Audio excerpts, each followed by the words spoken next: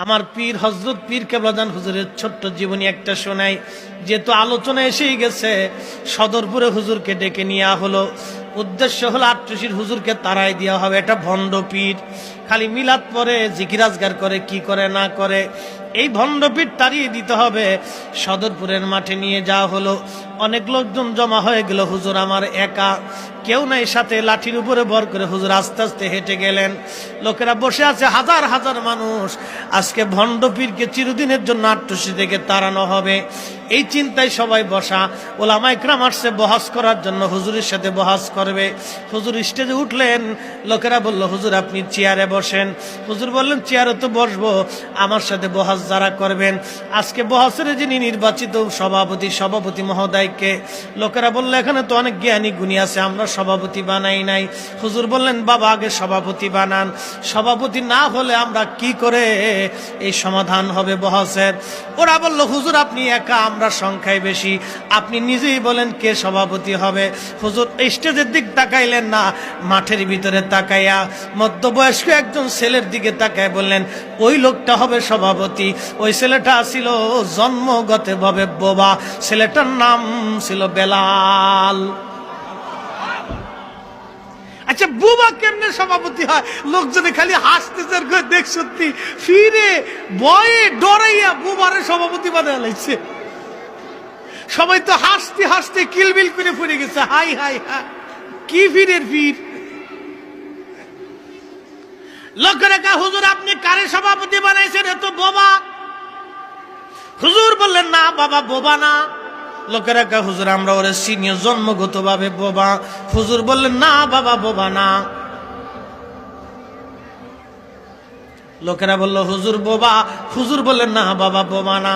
হুজুর বললেন, বাবা বোবা যদি আপনাদের কথায় হয় তো নাম তো আছে, নাম কি? বলে বেলাল। হুজুর ইশারা করলেন, ইশারা করার পরে বোবা দাঁড়াইছে।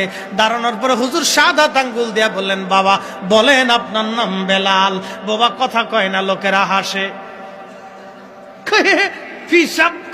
পাগল হয়ে গেছে না? কেউ কেউ ফিরে পাগল হয়েছে, দেখছো এখন বোবারে নাম শিখিয়া। হুজুর আবার বললেন, বাবা বলেন আপনার নাম বেলাল। বাবা কথা বলে না। তৃতীয়বারে আল্লাহর ওলি একটা ধমক দিয়ে বলেন, বলেন আপনার নাম বেলাল। বাবা চিৎকার মেরে বলে উঠল, আমার নাম বেলাল। নারে রিসালাত, নারে রিসালাত, নারে রিসালাত। ওলি আল্লাহ যেখানে, ওলি আল্লাহ যেখানে পাওয়ার আছে, পাওয়ার আছে, লা খাউফুন, ভয় নাই। আর বহস লাগবে? ওলি আল্লাহর বহস লাগে না, ওলি আল্লাহর বহস লাগে না। ইমাম শাফিঈ, ইমাম শাফিঈ চার ইমামের এক ইমাম, চার আলেমের এক আলেম। আমার দেশে তো এখন ছাতা কিছু আছে, কোন মাযহাবই মানে না। কি কথা কন না? আছে না? কোরআন হাদিস থাকতে আবার মাযহাব মানতে হবে কেন? আরে ডাক্তারি শাস্ত্রের বই কিতাব থাকা অবস্থায় তুই ডাক্তারের কাছে যাস কেন? কি কথা কর না কেন?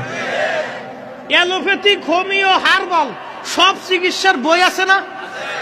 একজনের পেটে খুব ব্যথা হয়েছে, হার্টের ব্যারাম হয়েছে, হেতে যে হার্ট বিশেষজ্ঞের কাছে বললেন, স্যার আমি তো খুব অসুবিধা। তো হার্ট বিশেষজ্ঞ চেকআপ টেকআপ করে দেখলেন যে আপনার হার্ট অপারেশন করতে হবে। তো উনি বললেন যে দেখেন, এই হার্ট তো আপনার অসুবিধা, প্রেসক্রিপশন করব। আমরা তো যেই বই পড়ে ডাক্তার হয়েছি, আপনি ওই বই পড়ে ওষুধ নিয়ে খান গে। আচ্ছা বলেন তো রুগীর অবস্থা কি হবে? হ্যাঁ, তা আমার দেশের এরকম কিছু বলদ তৈরি হয়েছে, নতুন বলদ। এই কথা কন না কে? নতুন বলদ। কোরআন সুন্নাহ আছে, আবার মাযহাব মানতে যাব কেন?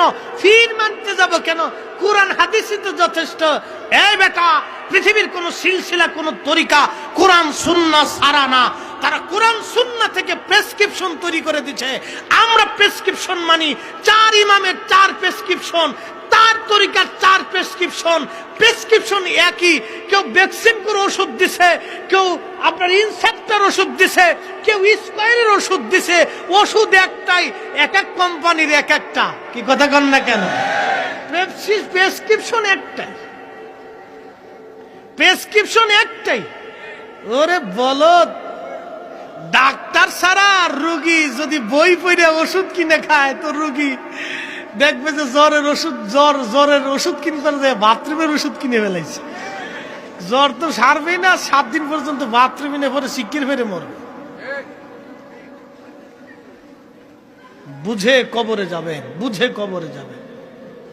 পৃথিবীর 4 ইমামের এক ইমাম। কয় ইমামের? 4 আলেমের এক আলেম, তিনি ইমাম শাফিঈ রাহিমাহুল্লাহ। রোম রাজ্য থেকে খলিফা হারুন রশিদের কাছে চিঠি আসছে, খলিফা তোমাদের কলিজার মধ্যে যদি সাহস থাকে, আমি রোম থেকে বড় বড় জ্ঞানী গুণী পণ্ডিত পাঠিয়ে দিচ্ছি তোমার ইরাকের বাগদাদে। তোমরা মুসলিমদের সাথে আমাদের বহস হবে। তোমরা বলো আমরা খ্রিস্টানরা ঈসা আলাইহিস সালামকে আমরা আল্লাহর বেটা মনে করি, তোমরা হযরত ঈসাকে আল্লাহর নবী মনে করো। আমরা বেটা মনে করে থাকি, তোমরা নবী মনে করো। তাহলে বহস হবে, কে জিতে কে ঠগে এটা দেখবো। এই বহসের জন্য তারা জ্ঞানী গুণী পণ্ডিত মুবাহিস বিতর্ককারী যারা ছিল সব পাঠাই দিচ্ছে। খলিফার মাথায় চিন্তা, এটা যুদ্ধের চাইতে বড় ভয়াবহ চিন্তা। কারণ যুদ্ধে একবার হারলে আবার জিতা যায়, বহসে একবার ঠকে গেলে আপনার মান ইজ্জত সব শেষ হয়ে যায়। তো খলিফার চিন্তা হলো যে এই বহসে যদি মুসলমান একবার হারে তাহলে আজীবন মুসলমান মাথা নত করে থাকবে, মুসলমান মাথা উঁচু করতে পারবে না, অসংখ্য মুসলমান ঈমান হারায় ফেলবে, খ্রিস্টান হয়ে যাবে। কি করা যায়? এই বহসের দায়িত্ব কাকে দেওয়া হবে? খলিফাতুল মুসলিমিন হারুন রশিদ উনি উজির আজমকে প্রশ্ন করলেন। উজির বললেন, হুজুর একটা সমাধান আছে। ফিলিস্তিনে একজন ইমাম আছে, তার নাম ইমাম শাফিঈ। উনি অনেক বড় বুজুর্গ, আবিদ, জাহিদ এবং ইমাম, অনেক বড় আলেম, অনেক বড় ইমাম তিনি। ওনাকে বহসের প্রধান দায়িত্ব দিলে আশা করি জিত হবে, এখানে হার হবে না। তো বলে তাড়াতাড়ি তাকে চিঠি লেখ। চিঠি লেখা হলো, হযরত ইমাম শাফিঈ রাহিমাহুল্লাহর কাছে চিঠিখানা পাঠানো হলো। খলিফা বললেন, ইমাম শাফিঈ, এই বহস থেকে যদি আমাদেরকে পরিত্রাণ দিতে হয়, আপনি ছাড়া আর কেউ নাই, একটু আপনি তাড়াতাড়ি ইরাকের বাগদাদে আসেন। হযরত ইমাম শাফিঈ চিঠি লিখলেন, হুজুর খলিফাতুল মুসলিমিন, আমি বহস করতে পারি, তবে শর্ত হলো বহসের দৃষ্টান্ত হবে, বহসের মানে জায়গাটা হবে দজলা নদীর পারে, আর বহসের সময়টা হবে জোহরের নামাজের পরে। জায়গা হবে দজলা নদীর পারে, সময় হবে জোহরের নামাজের পরে, আমি বহস করব। হযরত ইমাম শাফিঈ বহস করার জন্য গেলেন। রোম রাজ্য থেকে বড় বড় জ্ঞানী গুণী যারা তারা আসছে, বহস হবে, কে বহসে জিতে এটা দেখবো। হাজার হাজার লক্ষ লক্ষ মুসলমান, খ্রিস্টান, অন্যান্য ধর্মের যারা ছিল তারাও বহস দেখার জন্য আসছে, কে জিতে দেখবো। ইমাম শাফিঈ আসলেন, উনি স্টেজে উঠলেন না, দজলা নদীর পারে। খলিফাকে বললেন, খলিফা জোহরের নামাজ আগে পড়ে নিব, আমাকে একটা জায়নামাজ দেন, আমি আগে জোহরের নামাজ পড়ব। একটা জায়নামাজ ওনাকে দেয়া হলো। সবাই জায়নামাজ বিছায় জমিনের উপরে, ইমাম শাফিঈ জায়নামাজ বিছাই দিলেন দজলা নদীর পানির উপরে। পাওয়ার আছে? আছে? কে বলেছে লা খাউফ? আল্লাহ বলছেন ভয় নাই, ওয়ালা হুম ইয়াহজানুন, চিন্তাও নাই, আর মুনশি কয় উপায় নাই।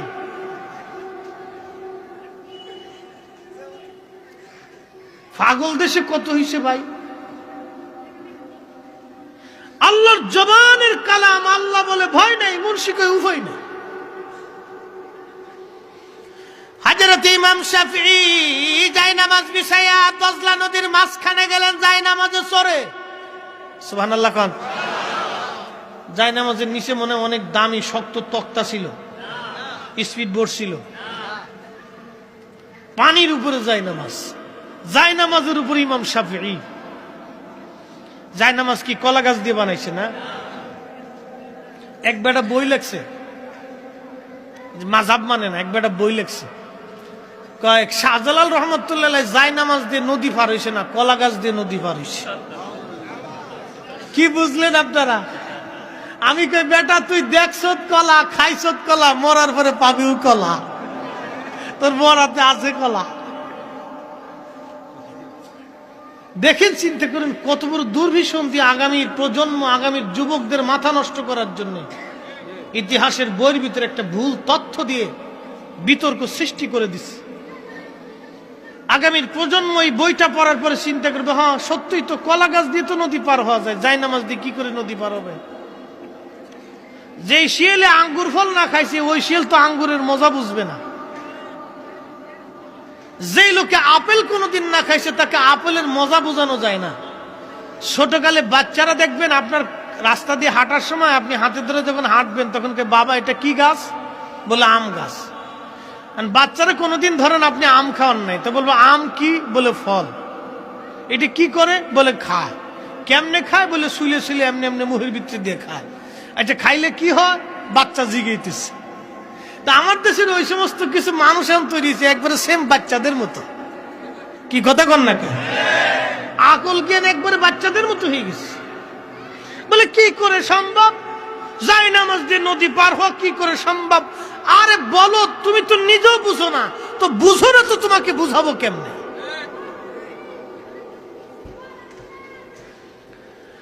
হযরত ইমাম শাফিঈ নদীর মাঝখানে যাই নামাজ বিছাই দিয়ে নামাজে দাঁড়ায় গেলেন। পুরা জোহরের নামাজ নদীর মধ্যে পড়লেন। নদীর মধ্যে নামাজ শেষ করার পরে ইমাম শাফিঈ রাহমাতুল্লাহি আলাইহি ডাক দিলেন, ও খ্রিস্টানেরা, তোমরা যারা রোম থেকে আসছো আমাদের সাথে বহাস করার জন্য আসো। আমি ইমাম শাফিঈ যাই নামাজ বিছাইয়া নদীর মাঝখানে আসছি। আজকে স্টেজে বহাস হবে না।